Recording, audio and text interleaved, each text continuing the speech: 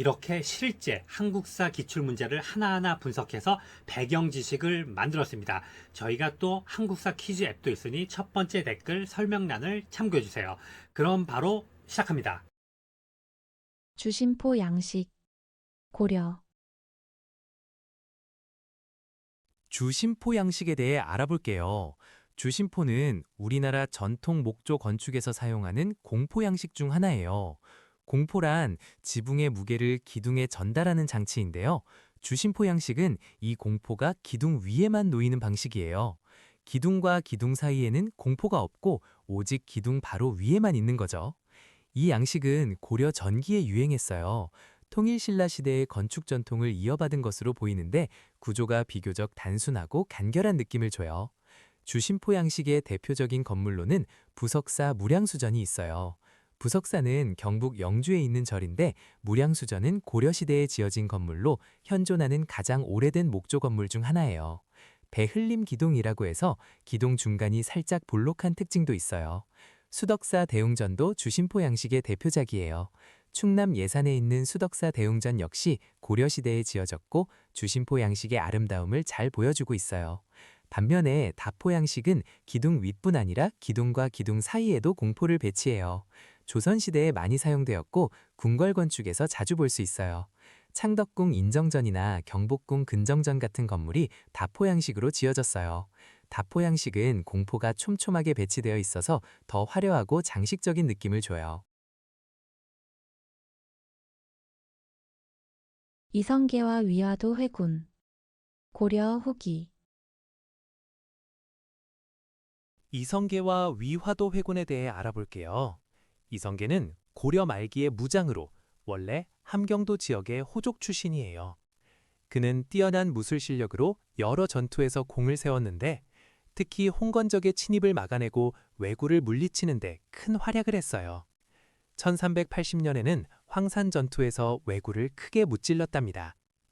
그런데 1388년 고려 조정에서는 명나라가 차지하고 있던 요동 지역을 공격하기로 결심했어요. 당시 최영 장군이 이 원정을 주장했고 이성계는 요동 정벌군의 우군 도통사로 임명되어 출정하게 되었어요.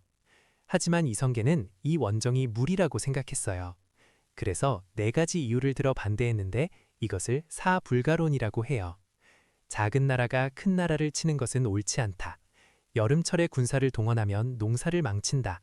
멀리 원정을 가면 왜구가 그 틈을 노릴 것이다.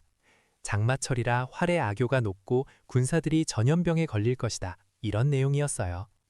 결국 이성계는 압록강 하류의 위화도라는 섬까지 갔다가 거기서 군사를 돌려 개경으로 돌아왔어요. 이것이 바로 유명한 위화도 회군이에요.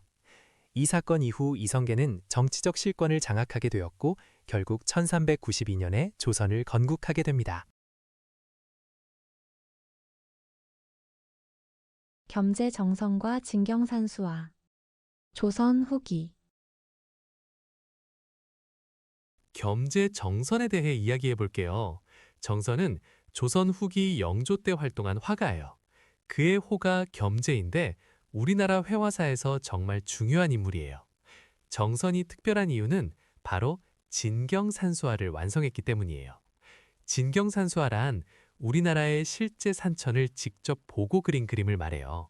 그전까지 조선의 화가들은 주로 중국의 산수화 기법을 따라 상상 속의 풍경을 그렸거든요. 그런데 정선은 달랐어요. 금강산, 인왕산, 북한산 같은 우리 땅의 실제 경치를 화폭에 담았어요. 그의 대표작으로는 금강전도와 인왕제색도가 있어요. 금강전도는 금강산의 웅장한 모습을 원형 구도로 담아낸 걸작이에요. 인왕제색도는 비온 뒤 인왕산의 모습을 그린 작품인데 먹의 농담을 활용해서 비에 젖은 바위의 질감을 생생하게 표현했어요. 정선은 이렇게 우리 산천의 아름다움을 독자적인 화풍으로 표현해서 조선 고유의 회화 전통을 세웠다고 평가받아요. 조선 책략 근대 개항기 조선 책략에 대해 이야기해 볼게요. 조선 책략은 1880년에 청나라의 외교관 황준센이 쓴 책이에요. 이 책은 수신사로 일본에 갔던 김홍집이 가지고 조선에 들어왔어요. 책의 핵심 내용은 조선이 러시아의 남하를 막기 위해 어떻게 해야 하는지를 담고 있었어요. 황준세는 조선이 중국과 친하게 지내고 일본과 맺고 미국과 연결해야 한다고 주장했어요. 특히 미국과 수교해서 러시아를 견제해야 한다는 내용이 핵심이었죠. 이 책이 조선에 알려지자 큰 파장이 일어났어요. 개화 정책을 추진하던 정부는 이 책의 논리를 받아들여 미국과의 수교를 적극 추진했어요. 그 결과 1882년에 조미수호 통상조약이 체결되었는데 이것이 조선이 서양 국가와 맺은 최초의 근대적 조약이에요. 하지만 반발도 만만치 않았어요. 영남 지역의 유생들은 이 책의 내용에 크게 반발했어요. 그들은 미국과 손잡자는 주장이 오랑캐와 화친하자는 것이나 마찬가지라고 생각했거든요. 그래서 1881년에 영남 유생들이 만인소를 올렸어요.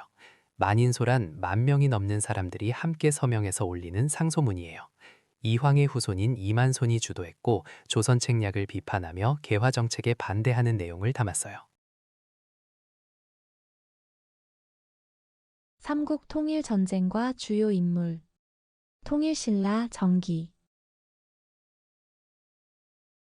645년 안시성 전투와 675년 매소성 전투 사이의 시기는 삼국 통일 전쟁이 한창이던 때예요. 이 시기에 어떤 일들이 있었는지 편하게 들어보세요. 먼저 645년 안시성 전투는 고구려가 당나라 태종의 대군을 물리친 전투예요. 당태종이 직접 대군을 이끌고 고구려를 침략했지만 안시성에서 성주와 백성들이 힘을 합쳐 88일 동안 버텨냈어요. 결국 당태종은 겨울이 다가오자 물러날 수밖에 없었죠. 그 뒤로 고구려는 내부 권력 다툼으로 약해졌어요. 연개소문이 죽은 뒤 그의 아들들이 서로 싸웠고 결국 668년에 고구려는 나당 연합군에게 멸망했어요.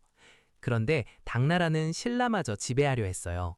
이에 신라는 당나라와 맞서 싸웠고 675년 매소성 전투에서 크게 이겼어요. 이 시기의 주요 인물을 살펴볼게요. 문무왕은 신라의 왕으로 삼국 통일을 완성한 인물이에요. 고구려가 멸망한 뒤 고구려 왕족인 안승을 보덕국 왕으로 임명해서 고구려 유민들을 포용했어요. 김춘추는 진덕여왕의 뒤를 이어 신라의 왕이 된 태종 무열왕이에요. 그는 당나라와 동맹을 맺어 백제와 고구려를 멸망시키는 기틀을 마련했어요. 한편 을지문덕은 612년 살수대첩에서 수나라 대군을 물리친 고구려의 명장이에요. 살수에서 수나라 군대를 크게 무찔렀는데 이건 645년보다 훨씬 이전의 일이에요. 흑치상진은 백제가 멸망한 뒤 임존성에서 백제 부흥운동을 이끈 장군이에요. 나중에는 당나라에 투항해서 당나라 장군으로 활약했어요. 계백은 660년 황산벌 전투에서 5천 결사대를 이끌고 신라 김유신의 5만 대군과 맞서 싸운 백제의 장군이에요. 끝까지 싸우다 전사했죠. 이렇게 645년에서 675년 사이는 고구려의 멸망과 신라의 삼국 통일 과정이 펼쳐진 격동의 시기였어요. 장수왕. 고구려 전성기.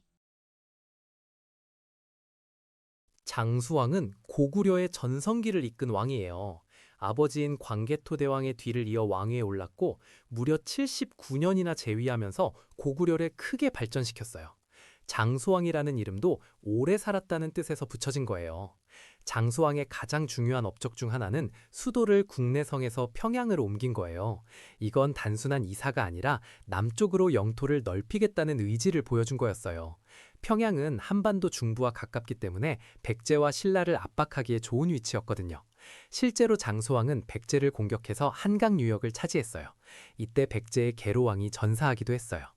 또 장수왕은 아버지 광개토대왕의 업적을 기리기 위해 광개토대왕 능비를 세웠어요.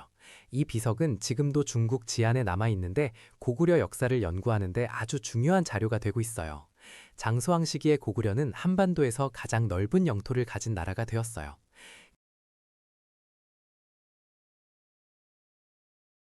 나당 동맹과 백제 멸망. 삼국시대 후기. 백제 의자왕과 신라의 전쟁에 대해 이야기해 볼게요. 의자왕은 백제의 마지막 왕이에요.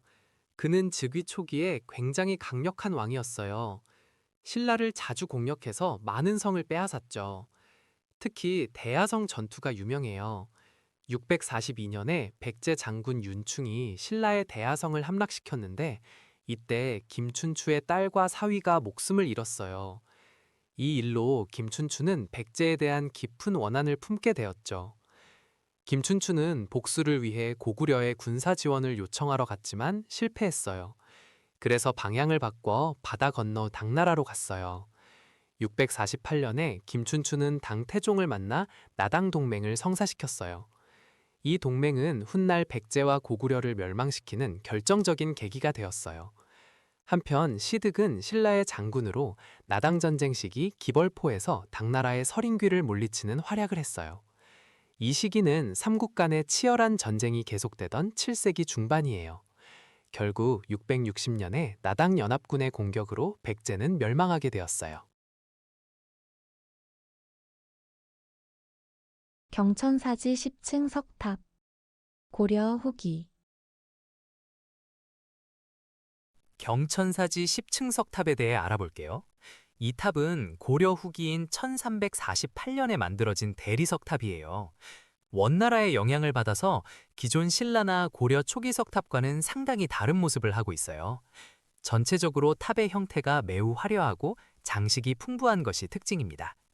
원래 경기도 개풍군 경천사터에 있었는데 대한제국 시기에 일본인에 의해 불법으로 반출되었어요. 이후 되찾아오기 위한 노력이 이어졌는데 특히 영국인 베델과 미국인 헐버트가 이 문화재 반환 운동에 큰 역할을 했어요. 결국 일제강점기에 다시 돌아오게 되었고 현재는 국립중앙박물관에 전시되어 있어요. 이 탑은 조선 초기 원각사지 10층 석탑에 직접적인 영향을 주었다고 알려져 있어요. 두 탑 모두 대리석으로 만들어졌고 10층이라는 점, 화려한 조각 장식이 있다는 점에서 매우 비슷해요. 성덕대왕 신종. 통일신라 중기. 성덕대왕 신종에 대해 이야기해 볼게요. 이 종은 통일신라 시대에 만들어진 아주 유명한 범종이에요. 원래 경덕왕이 아버지 성덕왕을 기리기 위해 만들기 시작했는데 완성하지 못하고 세상을 떠났어요. 그래서 그 아들인 해공왕 때인 771년에 드디어 완성되었답니다. 이 종은 봉덕사라는 절에 안치되었기 때문에 봉덕사종이라고도 불러요. 지금은 국립경주박물관에 있어요.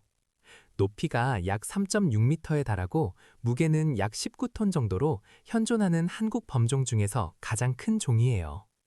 종을 치면 은은하고 깊은 소리가 나는데 이 소리가 마치 아이가 어머니를 부르는 것 같다고 해서 에밀레종이라는 별명도 있어요. 통일신라의 뛰어난 금속공예 기술을 보여주는 대표적인 문화재예요. 종의 표면에는 비천상이라고 해서 하늘을 나는 천인의 모습이 아름답게 새겨져 있어요. 또 용류라고 해서 종을 매다는 고리 부분이 용의 형상으로 되어 있고 음통이라는 소리를 조절하는 관이 달려있는 것이 특징이에요. 이런 음통은 한국 범종에서만 볼 수 있는 독특한 구조랍니다. 팔관회. 고려. 팔관회는 고려시대의 대표적인 국가 행사예요. 매년 개경에서 열렸는데 토속신앙과 불교가 어우러진 독특한 축제였어요. 태조 왕건이 처음 시작했고 후녀십조에서 후대 왕들에게 이 행사를 소중히 여기라고 당부했을 정도로 중요하게 생각했어요. 팔관에는 원래 불교에서 8가지 계율을 지키는 의식이었는데 고려에서는 여기에 하늘과 산, 용 같은 토속신들에게 제사 지내는 의미가 더해졌어요. 행사 기간에는 왕이 신하들과 함께 연회를 열고 음악과 춤 공연을 즐겼어요. 특히 송나라, 여진, 탐나 등 주변 나라의 상인과 사신들이 찾아와서 특산물을 바치기도 했어요. 그래서 팔관에는 단순한 종교 행사가 아니라 외교와 무역의 장이기도 했답니다. 서경에서는 10월에, 개경에서는 11월에 열렸어요. 고려의 또 다른 중요한 행사로는 연등회가 있는데 이건 정월대보름에 부처님께 등불을 밝히는 불교 행사였어요. 건모자매 고구려 부흥운동. 삼국시대. 건모자매 고구려 부흥운동에 대해 알아볼게요. 고구려는 668년에 나당연합군에 의해 멸망했어요. 하지만 고구려 유민들은 나라를 다시 세우려는 부흥운동을 여러 차례 일으켰어요. 그중 대표적인 인물이 바로 건모잠이에요. 건모잠은 고구려가 멸망한 뒤 패강 남쪽 지역에서 유민들을 모아 봉기했어요. 그는 당나라 관리와 승려를 살해하고 도망친 뒤 한성에서 고구려 왕족인 안승을 왕으로 추대했어요. 이렇게 해서 고구려 부흥운동이 본격적으로 시작되었어요. 건모잠의 부흥운동은 670년에 일어났는데 이는 고구려가 멸망한 지 약 2년 뒤의 일이에요. 연표로 보면 668년 고구려 멸망과 676년 신라의 삼국 통일 사이에 해당해요. 고구려 부흥운동에는 건모잠 외에도 고현무, 안승 등이 참여했어요. 안승은 나중에 신라로 가서 보덕국 왕에 봉해지기도 했어요. 이처럼 고구려 유민들은 나라가 망한 뒤에도 포기하지 않고 다시 일어서려 했던 거예요. 조선 후기 서민 문화와 서당 교육의 확대. 조선 후기. 조선 후기에는 서당이 크게 늘어났어요. 서당은 마을에서 어린이들에게 한문과 기초학문을 가르치던 사설 교육기관이에요. 정약용의 기록에 따르면 내된 마을에 반드시 하나의 서당이 있을 정도였다고 해요. 이제는 평범한 농민의 아들까지도 간단한 글자를 배울 수 있게 된 거예요. 이렇게 서당이 많아진 건 조선 후기 사회 변화와 관련이 있어요. 농업 생산력이 높아지고 상업이 발달하면서 백성들의 경제력이 좋아졌거든요. 그래서 자녀 교육에 관심을 가지는 사람들이 늘어난 거예요. 조선 후기에는 서민 문화가 크게 발달했어요. 한글 소설이 유행해서 여성들도 소설을 즐겨 읽었고 판소리와 탈춤 같은 서민 예술이 인기를 끌었어요. 김홍도와 신윤복 같은 화가들은 풍속화를 그렸는데 이 그림들은 당시 서민들의 일상을 생생하게 담고 있어요. 김홍도의 풍속화에는 서당에서 공부하는 아이들, 씨름하는 장면, 대장간에서 일하는 모습 등이 나와요. 이 시기에는 민화도 유행했는데 민화는 일반 백성들이 그린 그림으로 까치와 호랑이를 그린 호작도가 대표적이에요. 조선 태영령과 1910년대 무단 통치. 일제강점기 1910년대. 일제강점기에 시행된 조선 태형령에 대해 알아볼게요. 태형령은 1912년에 일제가 만든 법이에요. 조선인에게만 적용되는 차별적인 형벌제도였어요. 태형이란 볼기를 때리는 형벌인데요. 가벼운 죄에도 이 형벌을 가할 수 있도록 했어요. 일본인에게는 적용하지 않고 오직 조선인에게만 적용했기 때문에 민족 차별의 대표적인 사례로 꼽혀요. 이 태형령은 1920년에 폐지되었어요. 3.1운동 이후 일제가 이른바 문화통치로 정책을 바꾸면서 없앤 거예요. 태형령이 시행되던 1910년대는 무단통치 시기라고 불러요. 이 시기에는 헌병경찰제가 실시되었어요. 헌병이 경찰 업무까지 담당하면서 조선인의 일상생활을 감시하고 통제했어요. 조선인은 언론, 집회, 결사의 자유를 빼앗겼고 교원들도 제복을 입고 칼을 차고 다녔어요. 또한 토지조사 사업이 이 시기에 진행되었는데요. 1910년부터 1918년까지 실시되었어요. 토지 소유권을 근대적으로 확정한다는 명목이었지만 실제로는 많은 농민들이 토지를 잃게 되는 결과를 낳았어요. 회사령도 1910년대의 특징이에요. 회사를 설립하려면 조선 총독의 허가를 받아야 했기 때문에 조선인의 기업 활동이 크게 위축되었어요. 이처럼 1910년대 무단 통치기는 조선인에 대한 억압이 가장 심했던 시기예요. 후삼국 통일 과정. 후삼국 시대 고려. 후삼국 통일 과정에 대해 이야기해 볼게요. 신라 말기에 나라가 많이 혼란스러워지면서 새로운 나라들이 등장했어요. 견훤은 전라도 지역에서 후백제를 세웠고 궁예는 철원 지역에서 태봉을 세웠어요. 그런데 궁예가 점점 포악해지자 부하들이 반란을 일으켰어요. 이때 신하들의 추대를 받아 새 왕이 된 사람이 바로 왕건이에요. 왕건은 918년에 고려를 건국했어요. 고려라는 이름은 고구려를 계승한다는 의미를 담고 있어요. 왕건은 송악, 지금의 개성으로 수도를 옮겼어요. 그 후 왕건은 후백제와 여러 차례 전투를 벌였어요. 후백제 내부에서는 견훤의 아들들 사이에 왕위 다툼이 일어났고 결국 견훤은 아들에게 쫓겨나 왕건에게 귀순하게 되었어요. 왕건은 935년에 신라의 마지막 왕인 경순왕의 항복을 받아들였어요. 경순왕은 더 이상 전쟁으로 백성들이 고통받는 것을 원하지 않아서 스스로 고려에 나라를 바친 것이에요. 그리고 936년에 왕건은 후백제를 멸망시키고 마침내 후삼국을 통일했어요. 이렇게 고려 건국, 신라 항복, 후백제 멸망의 순서로 후삼국 통일이 이루어진 거예요. 광복 이후 정부 수립 과정. 현대 광복 이후. 해방 직후부터 대한민국 정부 수립까지의 과정을 이야기해 볼게요. 1945년 8월 15일, 드디어 일본이 항복하면서 우리나라는 광복을 맞이했어요.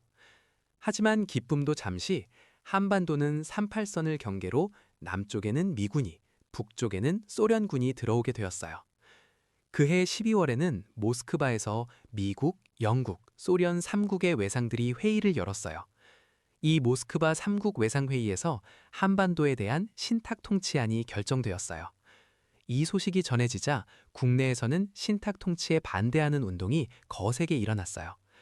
1946년 3월에는 제1차 미소 공동위원회가 열렸고 1947년 5월에는 제2차 미소 공동위원회가 열렸지만 미국과 소련의 의견 차이로 모두 결렬되고 말았어요.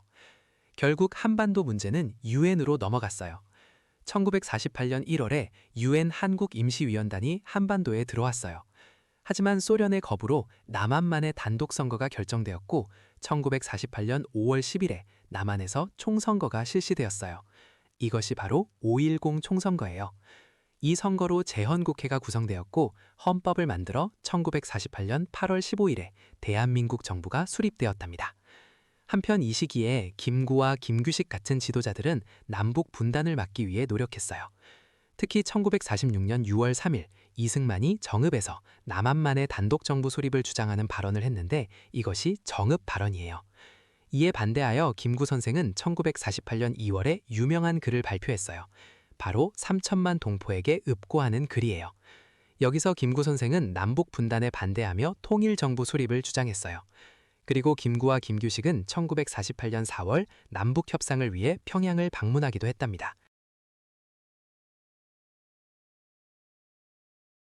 최영과 요동정벌. 고려 후기. 최영은 고려 말기의 무신이에요. 그는 공민왕과 우왕 시기에 활약했어요. 최영은 청렴하고 강직한 성품으로 유명했는데 황금 보기를 돌같이 하라는 유명한 유훈을 남기기도 했어요. 그는 왜구를 물리치는데 큰 공을 세웠어요. 특히 홍산 대첩에서 왜구를 크게 무찔렀어요. 또한 제주도에서 반란을 일으킨 목호를 토벌하기도 했어요. 최영은 우왕 때 문화시중이 되어 나라의 최고 권력자가 되었어요. 당시 명나라가 천령 이북의 땅을 자기네 영토라고 주장하며 빼앗으려 했어요. 최영은 이에 분노해서 오히려 명나라의 요동을 정벌하자고 주장했어요. 하지만 이성계는 요동 정벌에 반대했어요. 결국 최영의 명령으로 요동 정벌군이 출발했지만 이성계는 압록강 위화도에서 군사를 돌려 개경으로 돌아왔어요. 이것이 바로 위화도 회군이에요. 위화도 회군으로 최영은 권력을 잃고 유배되었다가 처형당했어요. 위화도 회군은 고려가 멸망하고 조선이 건국되는 결정적인 계기가 되었어요. 대동법. 조선 후기. 조선시대에는 곡물이라는 세금 제도가 있었어요.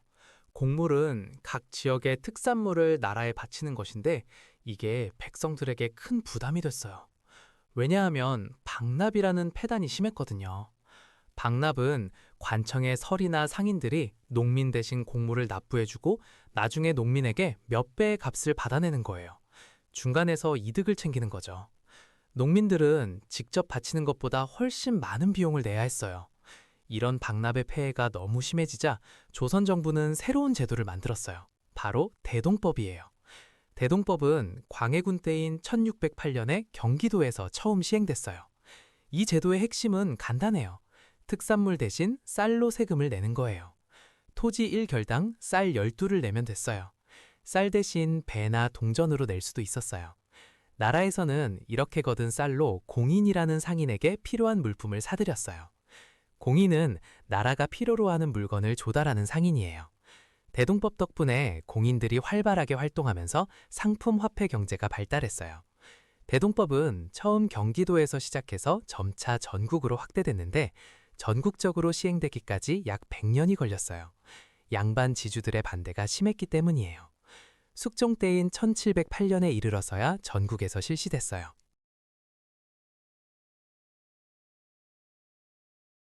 광해군. 조선 중기. 광해군에 대해 이야기해 볼게요. 광해군은 조선의 15대 왕이에요. 임진왜란 때 세자로서 분조를 이끌며 의병을 모으고 군량미를 조달하는 등 큰 활약을 했어요. 그래서 백성들의 신망이 두터웠죠. 1608년에 왕위에 오른 광해군은 전쟁으로 피폐해진 나라를 다시 일으키기 위해 여러 정책을 펼쳤어요. 먼저 전쟁 중에 불타버린 궁궐을 다시 짓고 토지 대장과 호적을 새로 정비했어요. 특히 공납의 폐단을 개혁하기 위해 대동법을 경기도에서 처음 시행했어요. 대동법은 특산물 대신 쌀로 세금을 내게 한 제도예요. 외교적으로는 명나라와 후금 사이에서 중립 외교를 펼쳤어요. 당시 명나라는 쇠퇴하고 후금은 성장하고 있었거든요. 광해군은 이런 국제 정세를 잘 파악하고 실리적인 외교를 했어요. 하지만 광해군은 왕위를 안정시키기 위해 영창대군을 죽이고 임목대비를 폐위시켰어요. 이런 일들이 빌미가 되어 1623년 인조반정으로 쫓겨나게 되었어요. 광해군은 폐위된 후 강화도 등지로 유배되었다가 나중에 제주도로 옮겨져서 그곳에서 생을 마감했어요. 대한민국 현대사 주요 사건 연표. 현대 정부 수립기. 대한민국 현대사의 주요 사건들을 시간 순서대로 정리해 볼게요. 1945년 8월 15일 우리나라는 일본으로부터 광복을 맞이했어요. 그로부터 3년 뒤인 1948년에는 대한민국 정부가 수립되었어요. 그런데 광복과 정부 수립 사이에 중요한 사건이 하나 있었어요. 바로 1948년 5월 10일에 실시된 총선거예요. 이 선거는 우리나라 역사상 최초의 민주적 보통선거였어요. 만 21세 이상의 모든 국민에게 투표권이 주어졌고 이 선거를 통해 재헌국회 의원들이 선출되었어요. 재헌국회는 헌법을 만들고 이승만을 초대 대통령으로 선출했어요. 그 후 1950년 6월 25일에 한국전쟁이 발발했고 1953년 7월에 휴전협정이 체결되었어요.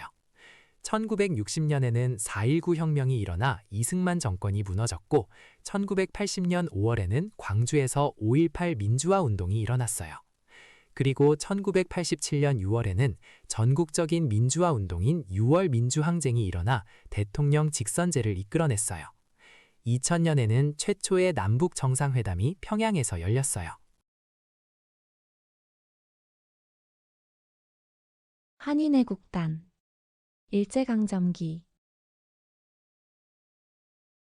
한인애국단에 대해 알아볼게요. 한인애국단은 1931년 김구 선생님이 중국 상하이에서 만든 비밀 독립운동 단체예요. 당시 대한민국 임시정부가 많이 침체되어 있었거든요. 그래서 김구 선생님은 일본에 직접적인 타격을 줄 수 있는 특별한 조직이 필요하다고 생각했어요. 한인애국단은 의열투쟁, 그러니까 목숨을 바쳐 적의 주요 임무를 처단하는 방식으로 독립운동을 펼쳤어요. 가장 유명한 의거가 두 가지 있어요.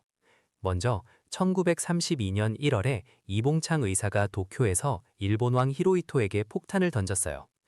비록 성공하지는 못했지만 일본 전체를 충격에 빠뜨렸어요. 그리고 1932년 4월에는 윤봉길 의사가 상하이 홍커우 공원에서 일본군 장성들을 향해 폭탄을 던졌어요. 이 의거로 일본군 대장 시라카와가 죽고 여러 고위 인사들이 다쳤어요. 윤봉길 의사의 훈커우 공원 의거는 중국인들에게도 큰 감동을 주었어요.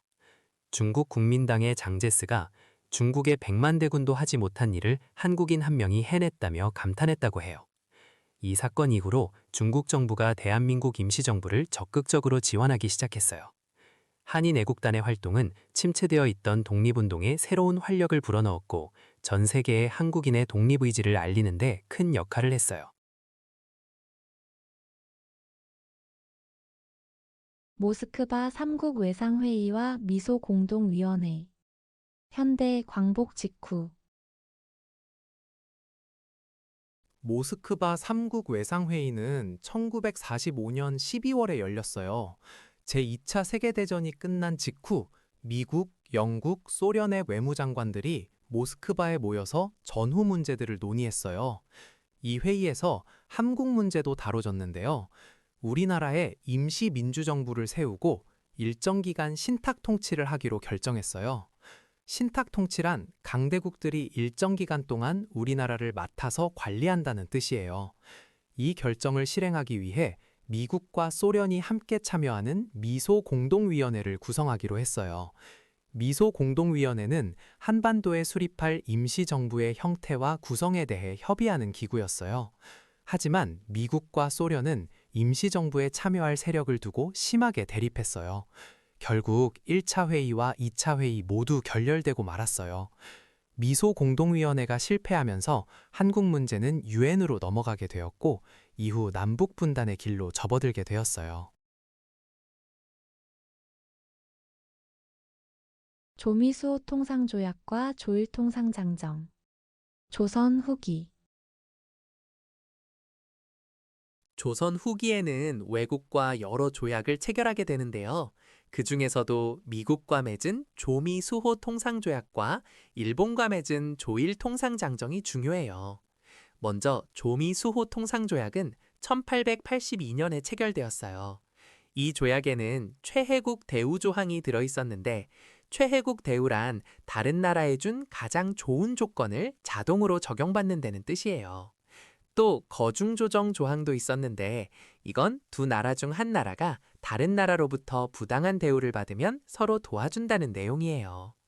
조선은 이 조항을 통해 미국의 도움을 기대했지만 실제로는 큰 도움을 받지 못했어요. 한편 조일통상장정은 1883년에 체결되었는데 여기에는 방공령에 관한 규정이 담겨 있었어요. 방공령이란 흉년이 들었을 때 곡식이 외국으로 빠져나가는 것을 막는 제도예요. 조일통상장정에서는 방공령을 시행하려면 1개월 전에 미리 일본 영사관에 알려야 한다고 정했어요. 이 규정 때문에 나중에 조선이 방공령을 시행했을 때 일본이 통보기간을 지키지 않았다며 배상금을 요구하는 문제가 생기기도 했어요. 참고로 조미수호 통상조약은 갑신정변 이전에 체결된 것이에요. 갑신정변은 1884년에 일어났거든요. 그리고 조일통상장정에는 재정고문을 두도록 하는 조항은 없었어요. 재정고문 파견은 훨씬 나중인 1904년 제1차 한일협약 때의 일이에요. 안시성 전투. 삼국시대 고구려. 안시성 전투에 대해 알아볼게요. 645년 당나라 태종이 직접 대군을 이끌고 고구려를 침략했어요. 당태종은 중국을 통일한 강력한 황제였고 수십만 명의 병력으로 고구려를 공격했어요. 당군은 여러 성을 함락시키며 진격했는데 안시성에서 막히게 되었어요. 안시성은 요동 지역에 있던 성으로 성주와 백성들이 힘을 합쳐 결사항전을 펼쳤어요. 당군은 무려 88일 동안 안시성을 공격했지만 끝내 함락시키지 못했어요. 당태종은 흙을 쌓아 토산을 만들어 성을 공격하려 했지만 안시성 군사들이 이를 빼앗기도 했어요. 결국 당태종은 추운 겨울이 다가오자 퇴각할 수밖에 없었어요. 이 전투의 승리로 고구려는 당의 침략을 막아낼 수 있었어요. 안시성 성주의 이름은 정확히 전해지지 않지만 양만춘이라는 이름으로 알려져 있기도 해요. 가야 연맹의 맹주 변화와 광개토 대왕의 신라 구원. 삼국시대. 가야는 한반도 남부 낙동강 유역에 자리 잡았던 여러 나라들의 연합체예요. 처음에는 김해 지역의 금관가야가 가야연맹을 이끌었어요. 금관가야는 철이 많이 나서 철을 캐고 가공하는 기술이 뛰어났고 이 철을 낭랑이나 외에 수출하면서 크게 번성했어요. 그런데 400년에 큰 변화가 생겼어요. 당시 신라가 외의 침입을 받아 어려움에 처하자 고구려에 도움을 요청했고 광개토대왕이 5만 대군을 보내 왜군을 물리쳤어요. 이때 고구려군이 가야 지역까지 진출하면서 금관가야가 큰 타격을 입었어요. 이후 다야연맹의 중심이 금관가야에서 고령 지역의 대가야로 옮겨갔어요. 대가야는 5세기 후반부터 6세기 전반까지 가야연맹을 이끌며 전성기를 맞이했어요. 대가야는 중국 남제에 사신을 보내 외교 활동을 펼치기도 했고 가야금을 만든 우르기 활동하는 등 문화적으로도 발전했어요. 하지만 결국 562년 신라 진흥왕의 공격을 받아 대가야가 멸망하면서 가야의 역사는 막을 내렸어요. 흥선대원군의 서원 철폐. 조선 후기. 흥선대원군의 서원 철폐에 대해 이야기해 볼게요. 조선 후기에 서원이라는 곳이 있었어요. 서원은 원래 선현을 모시고 제사를 지내면서 학문을 연구하는 교육기관이었어요. 그런데 시간이 지나면서 서원이 너무 많아졌어요. 전국에 수백 개가 넘는 서원이 생겼고 이 서원들은 세금도 내지 않고 군역도 면제받았어요. 게다가 양반들이 서원을 근거지로 삼아서 백성들을 괴롭히고 재물을 빼앗는 일도 많았어요. 흥선대원군은 1864년에 집권하면서 이런 문제들을 해결하려고 했어요. 그는 1871년에 전국의 서원을 대대적으로 정리했어요. 사액서원이라고 해서 나라에서 공식적으로 인정한 서원도 대부분 없앴어요. 결국 47개의 서원만 남기고 나머지는 모두 철폐했어요. 이렇게 서원을 철폐한 이유는 크게 두 가지예요. 하나는 국가 재정을 확보하기 위해서였어요. 서원이 면세 혜택을 받고 있었기 때문에 서원을 없애면 그만큼 세금을 더 거둘 수 있었거든요. 또 하나는 양반들의 횡포를 막기 위해서였어요. 서원을 중심으로 양반들이 세력을 기우고 백성들을 수탈하는 것을 막으려 한 거예요. 흥선대원군의 서원 철폐는 왕권을 강화하고 민생을 안정시키려는 개혁 정책의 일환이었어요. 일제강점기 민족 말살 통치와 전시 동원 체제. 일제강점기 민족 말살 통치기. 일제강점기 중에서도 특히 민족 말살 통치 시기에 대해 이야기해 볼게요. 1937년 중일 전쟁이 일어나면서 일제의 식민 통치는 더욱 가혹해졌어요. 일제는 전쟁에 필요한 인력과 물자를 한반도에서 수탈하기 위해 온갖 정책을 펼쳤습니다. 이 시기를 민족 말살 통치기 또는 전시동원 체제기라고 불러요. 1938년에는 국가총동원법을 제정해서 인적, 물적 자원을 마음대로 동원할 수 있는 법적 근거를 만들었어요. 같은 해에 육군특별지원병 제도를 실시해서 조선인 청년들을 전징터로 내보내기 시작했습니다. 1939년에는 국민징용령을 공포해서 조선인들을 강제로 노동에 동원했어요. 탄광이나 군수공장 같은 위험한 곳에서 일하도록 강제한 거예요. 1940년에는 창씨개명을 강요해서 한국인의 성과 이름을 일본식으로 바꾸게 했어요. 또한 조선일보와 동아일보 같은 한글 신문에 폐간시켜서 우리말과 글을 사용할 기회를 빼앗았습니다.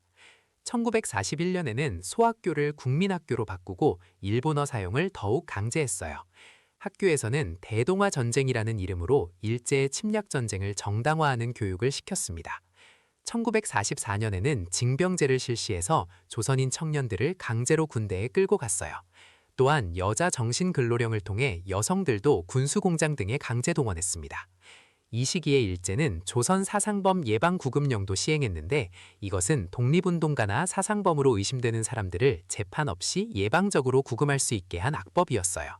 형기를 마친 사람도 계속 가둬둘 수 있었습니다. 영조의 업적. 조선 후기. 영조는 조선의 21대 왕이에요. 재위 기간이 무려 52년으로 조선 역대 왕 중에서 가장 오래 나라를 다스렸어요. 영조는 붕당 간의 심한 대립을 줄이기 위해 탕평책을 적극적으로 펼쳤어요. 탕평이란 어느 한쪽에 치우치지 않고 고르게 인재를 등용한다는 뜻이에요. 영조는 이런 탕평의 뜻을 널리 알리기 위해 성균관 앞에 탕평비를 세우기도 했어요. 또한 영조는 백성들의 군역 부담을 줄여주기 위해 균역법을 시행했어요. 원래 백성들은 1년에 군포 2필을 내야 했는데 이것을 1필로 줄여준 거예요. 법전 정비에도 힘을 써서 속대전을 편찬했어요. 속대전은 경국대전 이후에 새로 만들어진 법령들을 정리해서 엮은 법전이에요. 당시 상황에 맞게 형률을 늘리되 형벌은 가볍게 만든 것이 특징이에요. 영조는 신문고를 부활시켜 백성들이 억울한 일을 직접 호소할 수 있게 하고 가혹한 형벌인 압슬형과 난장형을 폐지하는 등 백성을 위한 정치를 펼쳤어요. 석굴암 본존불, 통일신라 중기. 석굴암 본존불에 대해 이야기해 볼게요. 석굴암은 경주 토암산에 있는 신라시대의 석굴사원이에요. 통일신라 경덕왕 때 김대성이 만들기 시작했는데 불국사와 함께 지었다고 해요.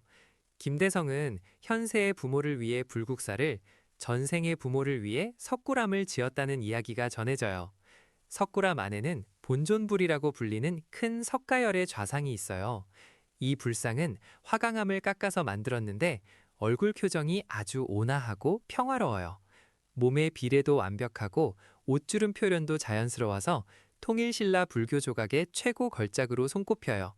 석굴암은 인공으로 돌을 쌓아 만든 석굴인데 원형 주실 천장을 돔 형태로 만든 건축 기술이 대단해요. 1995년에 불국사와 함께 유네스코 세계문화유산으로 등재되었어요. 신라 사람들의 뛰어난 예술 감각과 과학 기술을 동시에 보여주는 소중한 문화유산이에요. 백제 금동대학로, 삼국시대. 백제 금동대학로에 대해 알아볼게요. 이 항로는 1993년 충남 부여 능산리 절터에서 발견된 백제의 대표적인 공예품이에요. 높이가 약 64cm나 되는 꽤 큰 향로인데요. 그 모습이 정말 독특해요. 맨 아래에는 용 한 마리가 연꽃을 입으로 받치고 있어요. 그 위에 연꽃 모양의 몸통이 있고 뚜껑에는 산봉우리들이 층층이 표현되어 있어요. 이 산은 친선들이 산다는 상상 속의 산, 박산을 표현한 거예요. 뚜껑 곳곳에는 신선들과 여러 동물들이 조각되어 있고 맨 꼭대기에는 봉황이 날개를 펴고 서 있어요. 이 향로는 백제인들의 뛰어난 금속 공예 기술과 예술적 감각을 보여주는 국보예요. 도교의 신선 사상과 불교의 연꽃이 함께 표현되어 있어서 당시 백제의 다양한 종교와 사상이 어우러져 있었다는 것도 알 수 있어요. 한국의 역대 무역항과 대외교역. 통일신라 조선.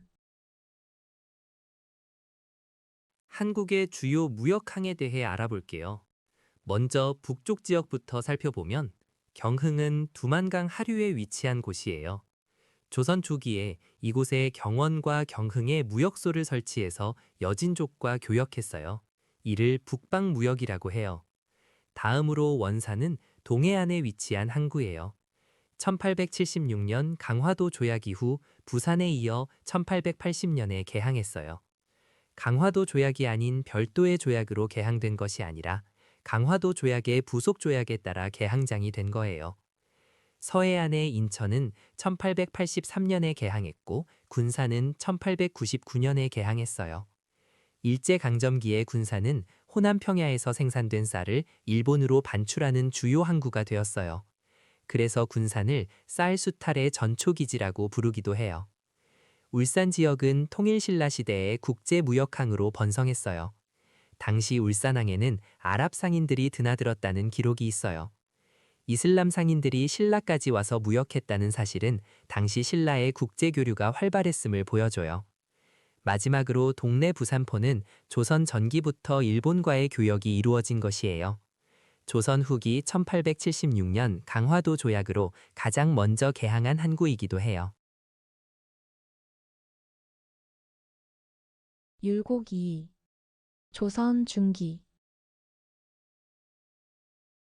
이율곡에 대해 알아볼게요. 율곡 이이는 조선 중기의 대표적인 성리학자이자 정치가예요.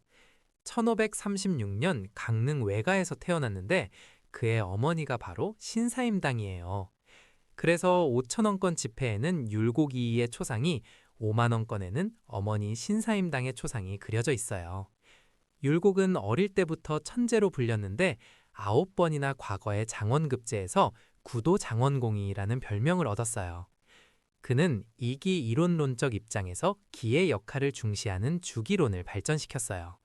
이황의 주리론과 함께 조선 성리학의 양대 산맥을 이루었죠. 율곡은 학문뿐 아니라 현실 정치에도 적극 참여했어요. 당시 사회 문제를 해결하기 위해 수미법을 주장했는데 이것은 세금을 쌀로 통일해서 거두자는 제도예요.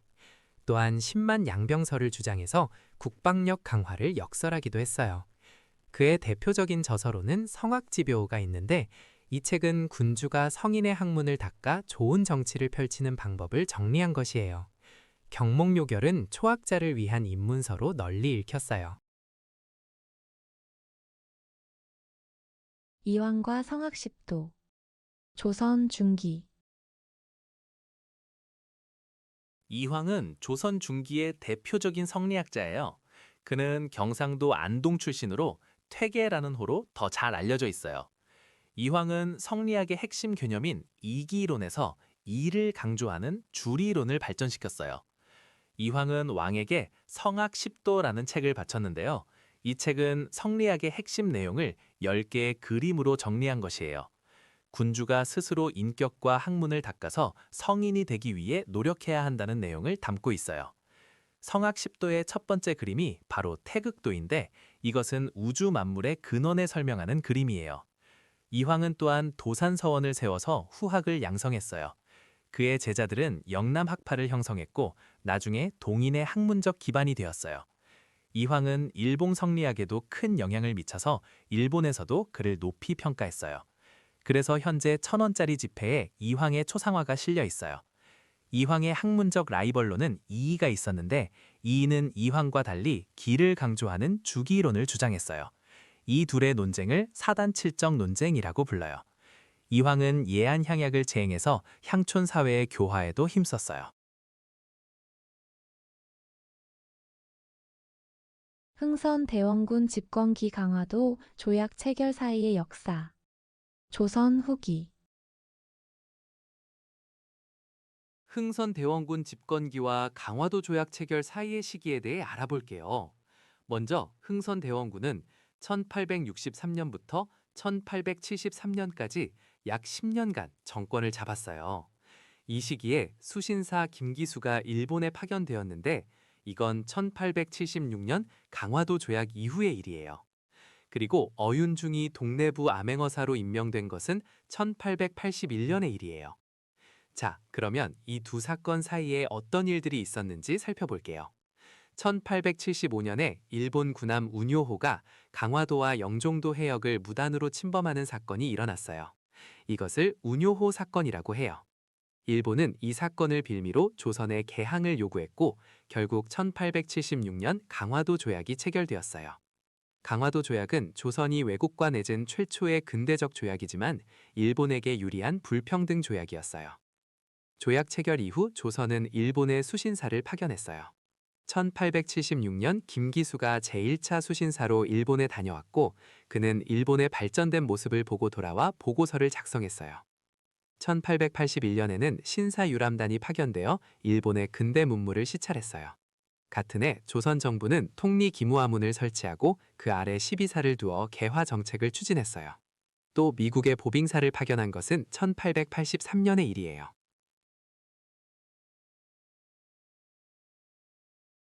(6월) 민주항쟁과 6.29 민주화 선언.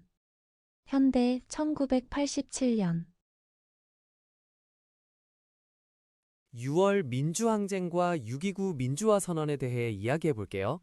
1987년 6월, 대한민국에서 아주 중요한 일이 일어났어요. 당시 전두환 정부는 대통령을 국민이 직접 뽑는 게 아니라 간접 선거로 뽑았거든요. 국민들은 대통령을 직접 선출하고 싶었어요. 그런데 1987년 4월 13일 전두환 대통령이 호원 조치를 발표했어요. 호원이란 헌법을 그대로 지킨다는 뜻이에요. 즉, 대통령 직선제로 바꾸지 않겠다고 선언한 거예요. 이 4.13 호원 조치에 국민들은 크게 분노했어요. 전국 각지에서 시위가 벌어졌고 이것이 바로 6월 민주항쟁이에요. 대학생뿐만 아니라 일반 시민들, 회사원들, 상인들까지 거리로 나와서 호원 철폐, 독재 타도를 외쳤어요. 결국 집권 여당인 민주정의당의 대표 노태우가 6월 29일에 특별선언을 발표해요. 이게 바로 6.29 민주화 선언이에요. 이 선언의 핵심은 대통령 직선제 개헌을 받아들이겠다는 것이었어요. 국민의 요구를 수용한 거죠. 그래서 그해 연말에 개헌이 이루어지고 1987년 12월에 국민이 직접 대통령을 뽑는 선거가 치러졌어요. 이렇게 6월 민주항쟁은 4.13 호원 조치가 직접적인 원인이 되어 일어났고 그 결과 6.29 선언과 대통령 직선제라는 민주화의 큰 성과를 이루어냈어요. 6월 민주항쟁과 6.29 선언. 현대 1980년대 6월 민주항쟁에 대해 이야기해 볼게요. 1987년 6월에 일어난 이 민주화 운동은 대한민국 민주주의 역사에서 정말 중요한 사건이에요. 당시 전두환 정부는 대통령을 국민이 직접 뽑는 직선제 대신 소수의 선거인단이 뽑는 간선제를 유지하려고 했어요. 그런데 1987년 4월 13일 전두환 대통령이 호헌 조치를 발표했어요. 호헌이란 헌법을 지킨다는 뜻인데 사실은 간선제를 그대로 유지하겠다는 선언이었어요. 국민들은 크게 반발했어요. 대학생들과 시민들이 거리로 나와 직선제 개헌을 요구하며 시위를 벌였어요. 특히 6월 10일부터 전국적으로 대규모 시위가 일어났는데 이것이 바로 6월 민주항쟁이에요. 결국 6월 29일 당시 민주정의당 대표였던 노태우가 대통령 직선제 개헌을 수용하겠다는 선언을 발표했어요. 이것을 6.29 민주화 선언이라고 해요. 이 선언으로 국민들의 오랜 염원이었던 대통령 직선제가 실현되었고 그해 12월에 직선제로 대통령 선거가 치러졌어요. 나제동맹과 눌지왕. 삼국시대 신라 오세기. 신라 눌지왕에 대해 이야기해 볼게요. 눌지왕은 신라의 제19대 왕으로 417년부터 458년까지 약 40년간 재위했어요. 눌지왕 시기에 신라는 고구려의 간섭에서 벗어나 독자적인 외교를 펼치기 시작했어요. 특히 백제와 동맹을 맺은 것이 중요한데 이것을 나제동맹이라고 불러요. 433년에 백제 비유왕과 신라 눌지왕이 화친을 맺으면서 나제동맹이 시작되었어요. 이 동맹은 고구려의 남하 정책에 공동으로 대응하기 위한 것이었어요. 당시 고구려 장수왕이 평양으로 수도를 옮기고 남쪽으로 세력을 확장하려 했거든요. 그래서 백제와 신라는 힘을 합쳐 고구려에 맞서기로 한 거예요. 나제동맹은 이후 약 120년간 유지되다가 신라가 한강 유역을 독차지하면서 깨지게 돼요. 눌지왕 때는 또한 박재상의 이야기가 유명해요. 박재상은 일본의 볼모로 잡혀있던 눌지왕의 동생 미사은을 구출해온 충신이에요. 신윤복. 조선 후기. 신윤복은 조선 후기를 대표하는 풍속화가예요.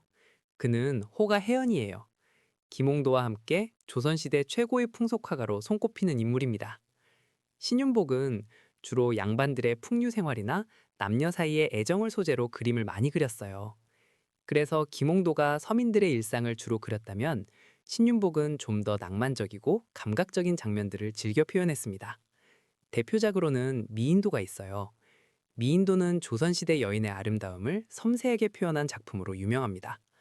또 월화정인이라는 작품도 있는데 이건 달빛 아래 남녀가 만나는 장면을 그린 거예요. 단오통정은 단오날 여인들이 그네를 타고 목욕하는 모습을 담은 작품입니다. 신윤복의 그림들은 대부분 해원전신첩이라는 화첩에 담겨 전해지고 있어요. 그의 작품들은 당시 사회상을 엿볼 수 있는 귀중한 자료이면서도 예술적 가치가 매우 높답니다. 정선과 진경산수화. 조선 후기. 진경산수화에 대해 이야기해 볼게요. 진경산수화는 조선 후기에 등장한 우리나라만의 독특한 그림 양식이에요. 그 이전까지 조선의 화가들은 주로 중국의 풍경을 상상해서 그리거나 중국 화품을 그대로 따라 그렸어요. 그런데 진경산수화는 달랐어요. 우리나라의 실제 산과 강, 자연 그대로를 직접 보고 그린 거예요. 진경이라는 말 자체가 참된 경치, 진짜 풍경이라는 뜻이에요. 이 진경산수화를 완성한 대표적인 화가가 바로 겸재 정선이에요. 정선은 영조 때 활동했던 화가로 금강산과 한양 주변의 아름다운 경치를 많이 그렸어요. 그의 그림 중 가장 유명한 것이 인왕제색도와 금강전도예요. 인왕제색도는 비온 뒤 인왕산의 모습을 그린 작품이에요. 바위산은 굵고 힘찬 선으로 표현하고 흑산이나 나무가 있는 부분은 부드러운 먹으로 처리해서 우리나라 산의 특징을 잘 살렸어요. 정선은 이렇게 중국풍이 아닌 조선의 자연을 조선만의 기법으로 표현하면서 진경산수화라는 새로운 장르를 열었어요. 임진왜란과 북벌론. 조선 중기, 조선 후기. 임진왜란은 1592년에 일본이 조선을 침략하면서 시작된 전쟁이에요. 이때 조선의 정규군이 연이어 패배하면서 나라가 큰 위기에 빠졌어요. 하지만 전국 각지에서 의병들이 일어나 왜군에 맞서 싸웠어요. 곽재우는 경상도 의령에서 붉은 옷을 입고 의병을 이끌어서 홍의장군이라고 불렸어요. 그는 낙동강 일대에서 왜군의 보급로를 끊는 활약을 했어요. 조헌은 충청도에서 의병을 일으켜 청주성을 탈환했고 금산 전투에서 장렬히 전사했어요. 고경명은 전라도에서 의병을 모아 싸우다 금산에서 순절했어요. 김시민 장군은 진주성에서 왜군을 크게 물리친 진주대첩을 이끌었어요. 바다에서는 이순신 장군이 거북선을 앞세워 한산도 대첩, 명량 대첩 등에서 연전연승했어요. 전쟁은 1598년에 끝났는데 조선은 큰 피해를 입었어요. 인구가 크게 줄고 농토가 황폐해졌으며 많은 문화재가 약탈당하거나 불에 탔어요. 전쟁이 끝난 후 조선에서는 북벌론이 등장했어요. 이는 청나라를 정벌하자는 주장으로 효종 때 본격적으로 추진되었어요. 병자호란 때 청나라에게 당한 치욕을 갚고 명나라에 대한 의리를 지키자는 명분이었어요. 효종은 송시열 등과 함께 군대를 양성하고 성을 수리하는 등 북벌을 준비했지만 효종이 갑자기 세상을 떠나면서 실제로 실행되지는 못했어요. 대한민국 임시정부. 일제강점기 후기. 대한민국 임시정부에 대해 이야기해 볼게요. 1919년 3.1운동 이후 독립운동을 체계적으로 이끌어갈 정부가 필요했어요. 그래서 그해 4월 중국 상하이에서 대한민국 임시정부가 수립되었어요. 임시정부는 민주공화제를 채택했고 초대 대통령으로 이승만이 선출되었어요. 하지만 일제 탄압이 심해지면서 임시정부는 여러 곳으로 옮겨 다녀야 했어요. 1932년 윤봉길 의사의 훈커오구원 의거 이후 일제 추적이 더욱 심해졌거든요. 그래서 항저우, 전장, 창사, 광저우 등을 거쳐 1940년에 충칭으로 자리를 잡았어요. 충칭 시기는 임시정부가 가장 활발하게 활동한 때예요. 김구 주석의 지도 아래 1940년 9월에 한국광복군을 창설했어요. 한국광복군은 지청천을 총사령관으로 하여 중국 국민당 정부와 협력하며 항일전쟁에 참여했어요. 또한 임시정부는 삼균주의를 바탕으로 건국강령을 발표했어요. 삼균주의는 조소왕이 주장한 것으로 정치적, 경제적, 교육적 균등을 통해 개인과 민족, 국가 간의 평등을 실현하자는 사상이에요. 이 건국강령에는 토지와 주요 산업의 국유화, 무상교육 같은 내용이 담겨 있었어요. 임시정부는 1941년 태평양 전쟁이 일어나자 일본에 선전포고를 하고 연합국의 일원으로 독립전쟁을 수행했어요. 한국광복군은 영국군과 함께 인도 미얀마 전선에서 활동하기도 했고 미국 전략정보국 OSS와 협력하여 국내 진공작전을 준비하기도 했어요. 비록 광복전의 작전이 실행되지는 못했지만 임시정부는 우리 민족의 독립의지를 대내외에 보여준 상징적인 존재였어요. 조선시대 과학기술과 천문 관측. 조선 전기.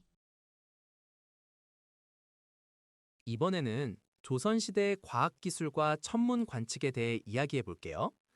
우리 조상들은 하늘의 움직임을 관찰하는 것을 매우 중요하게 여겼어요.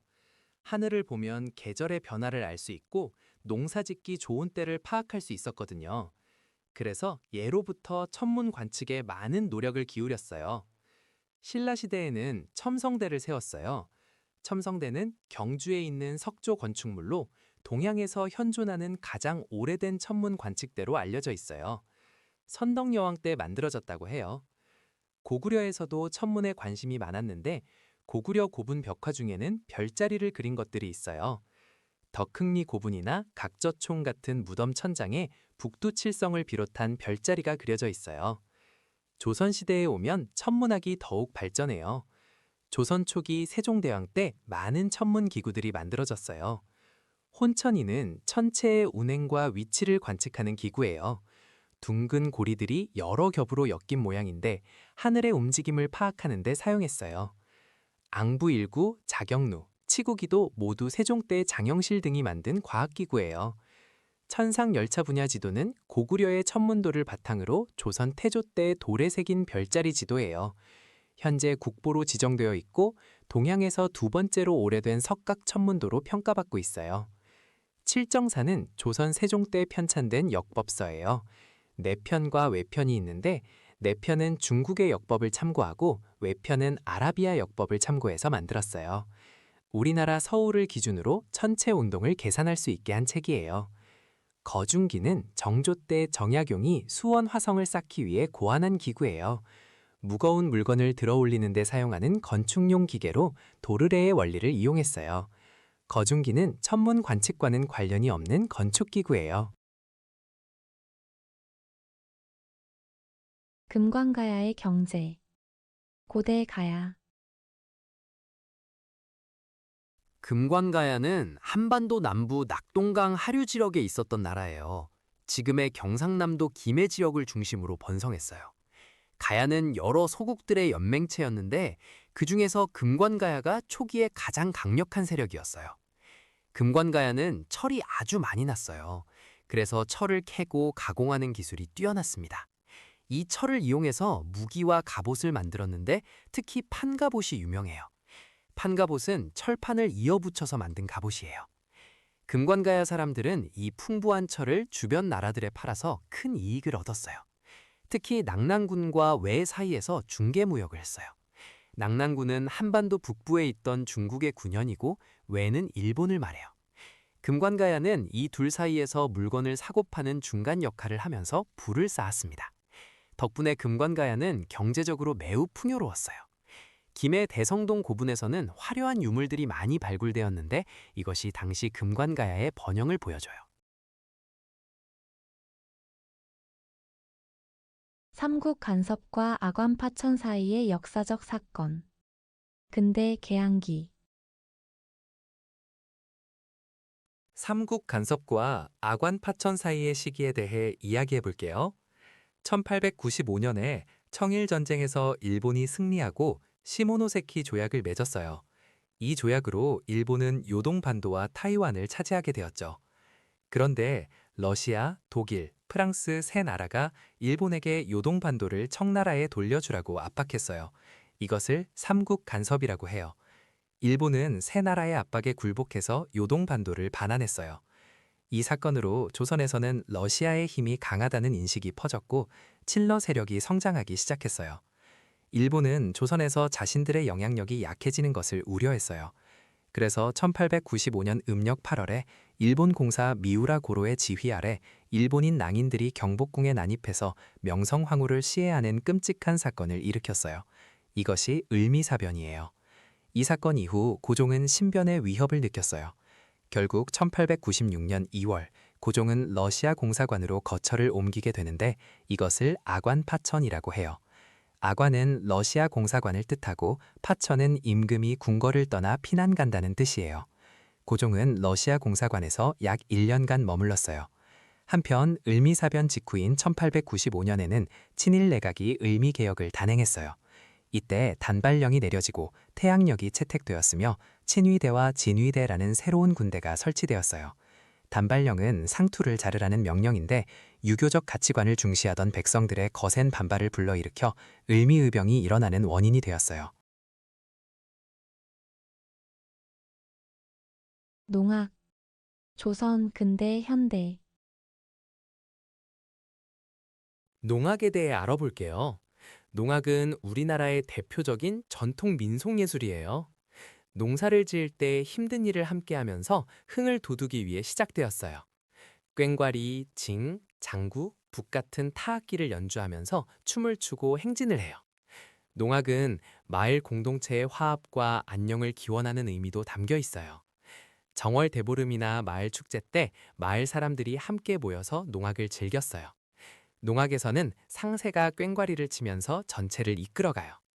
농악 때는 농기를 앞세우고 마을을 돌며 지신밟기를 하기도 했어요. 지역마다 특색 있는 농악이 발전했는데 호남 지역의 농악은 특히 예술성이 뛰어나기로 유명해요. 농악은 2014년에 유네스코 인류무형문화유산으로 등재되었어요. 이로써 농악의 가치가 세계적으로 인정받게 되었답니다. 동악, 조선 후기. 동악은 1860년에 최재우가 창시한 조선 후기의 민족 종교예요.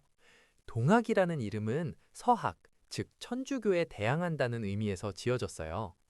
당시 조선에는 천주교가 들어와 퍼지고 있었는데 최재우는 우리 민족 고유의 종교가 필요하다고 생각했어요.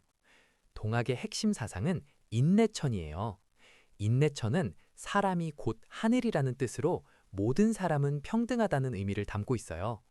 또한 후천개벽 사상을 내세웠는데 이는 낡은 세상이 끝나고 새로운 세상이 열린다는 희망의 메시지였어요. 동악은 유교, 불교, 도교, 그리고 민간 신앙을 융합한 종교예요. 여러 종교의 좋은 점을 모아서 새로운 종교를 만든 거예요.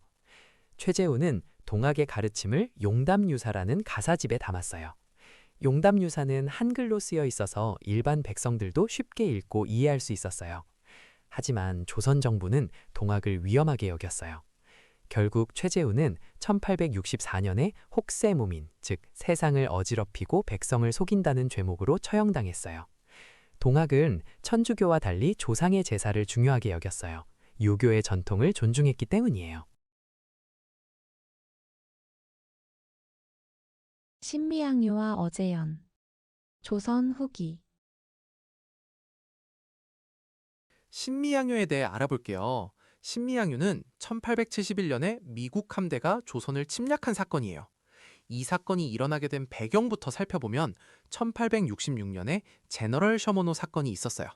미국 상선 제너럴 셔머노가 대동강을 거슬러 올라와 통상을 요구하다가 평양 관민에 의해 불태워졌거든요. 미국은 이 사건을 빌미로 조선에 대한 무력 시위를 계획했어요. 1871년 미국의 아시아 함대 사령관 로저스가 군함 5척을 이끌고 강화도에 나타났어요. 그들은 통상을 요구했지만 조선이 거절하자 광성보를 공격했어요. 이때 광성보를 지키던 어제연 장군이 이끄는 조선군은 끝까지 저항하며 싸웠어요. 비록 무기의 열세로 광성보는 함락되었지만 어제연 장군을 비롯한 조선군은 장렬하게 전사하며 나라를 지키려 했어요. 결국 미국은 조선의 강력한 저항 의지에 아무런 성과 없이 물러갔고 흥선대원군은 이를 계기로 전국 각지에 척화비를 세워 서양과의 통상수교 거부 의지를 더욱 강하게 표명했어요. 척화비에는 서양 오랑캐가 침범하는데 싸우지 않으면 화친하는 것이요 화친을 주장함은 나라를 파는 것이다 라는 내용이 새겨져 있었어요. 중일 전쟁 이후 일제의 민족 말살 통치. 일제강점기 민족 말살 통치기. 중일 전쟁 이후 일제 민족 말살 통치에 대해 알아볼게요. 1937년 중일 전쟁이 터지면서 일제는 전쟁에 필요한 물자와 인력을 조선에서 마구 뽑아가기 시작했어요. 이 시기를 민족 말살 통치 시기라고 불러요. 일제는 한국인을 전쟁에 동원하기 위해 여러 정책을 펼쳤어요. 국가 총동원법을 만들어서 인력과 물자를 강제로 동원할 수 있게 했고, 징용과 징병으로 수많은 조선인들이 탄광이나 군수공장, 전쟁터로 끌려갔어요. 식량도 부족해지자 일제는 식량 배급제와 미국 공출제를 시행했어요. 쌀을 강제로 걷어가서 일본으로 보냈기 때문에 조선 백성들은 굶주림에 시달렸어요. 또한 일제는 한국인의 민족 정체성을 없애려고 했어요. 창씨 개명을 강요해서 한국식 이름을 일본식으로 바꾸게 했고, 학교에서 한국어 사용을 금지하고 일본어만 쓰게 했어요. 신사참배도 강요해서 일본의 신을 숭배하도록 했고요. 한국 신민 서사를 외우게 하면서 조선인을 일본 천황의 충성스러운 신민으로 만들려고 했어요. 여성들은 일본군 위안부로, 남성들은 강제 노동자로 끌려가 비참한 생활을 했어요. 이처럼 중일 전쟁 이후 일제의 수탈과 탄압은 극에 달했답니다. 광주 대단지 사건. 현대 1970년대. 광주 대단지 사건에 대해 이야기해 볼게요. 1971년 8월 10일 경기도 광주군 성남 출장소 일대에서 대규모 주민 시위가 일어났어요. 이곳은 서울에서 철거민들을 강제로 이주시킨 곳이었어요. 1960년대 후반부터 서울시는 도시 미관을 정비한다는 명목으로 무허가 판자촌 주민들을 이곳으로 내보냈어요. 그런데 문제는 이 주민들에게 약속한 것들이 제대로 지켜지지 않았다는 거예요. 땅을 분양해주겠다고 했지만 가격이 너무 올랐고 상하수도나 전기 같은 기본적인 시설도 갖춰지지 않았어요. 일자리도 없었고요. 주민들은 생존의 위협을 느꼈어요. 결국 약 15만 명의 주민 중 3만여 명이 성남 출장소로 몰려가 시위를 벌였어요. 이들은 철거민 실업군중 구제, 땅값 인하, 생존권 보장 등을 요구했어요. 시위가 격해지면서 관공서와 차량이 파손되기도 했어요. 정부는 결국 땅값을 낮추고 생활대책을 마련하겠다고 약속하면서 사태가 수습되었어요. 이 사건은 급속한 산업화와 도시화 과정에서 소외된 도시 빈민들의 문제를 드러낸 대표적인 사례로 평가받아요. 1973년에는 이 지역이 성남시로 승격되었어요. 김부식과 삼국사기. 고려 중기. 김부식에 대해 알아볼게요. 김부식은 고려시대의 대표적인 문신이자 학자예요. 본관은 경주이고 1075년에 태어나서 1151년에 세상을 떠났어요. 숙종 때인 1096년에 과거에 급제해서 관직 생활을 시작했고 한림원 같은 문안직에서 일했어요. 김부식은 유교적 사관을 가진 인물이었어요. 그래서 현실적이고 합리적인 사고를 중시했죠. 인종 때 묘청이라는 승려가 서경천도를 주장하며 반란을 일으켰을 때 김부식은 관군을 이끌고 이 난을 진압했어요. 묘청의 서경천도 운동은 풍수지리설을 바탕으로 한 것이었는데 김부식은 이런 주장에 반대하는 개경 중심의 보수적 관료 세력을 대표했어요. 김부식의 가장 큰 업적은 삼국사기를 편찬한 거예요. 삼국사기는 1145년에 완성된 우리나라에서 가장 오래된 역사서예요. 정확히 말하면 현존하는 가장 오래된 역사서죠. 고구려, 백제, 신라, 삼국의 역사를 기전체로 정리했어요.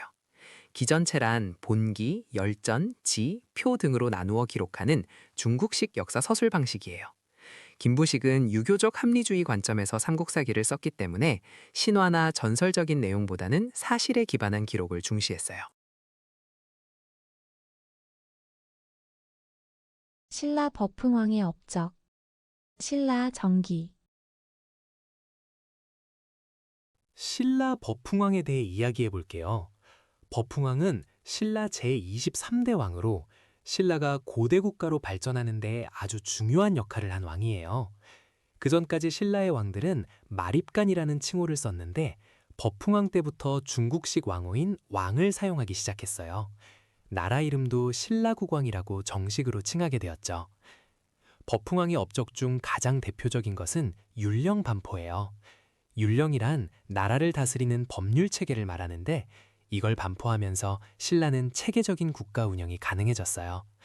또한 병부를 설치해서 군사제도를 정비했어요. 불교를 공인한 것도 법흥왕 때의 일이에요. 2차 돈의 순교를 계기로 불교가 공식적으로 인정받게 되었죠. 금관가야를 병합해서 낙동강 유역으로 영토를 넓힌 것도 법흥왕의 중요한 업적이에요. 그리고 건원이라는 연호를 사용해서 자주적인 국가임을 대내외에 알렸어요.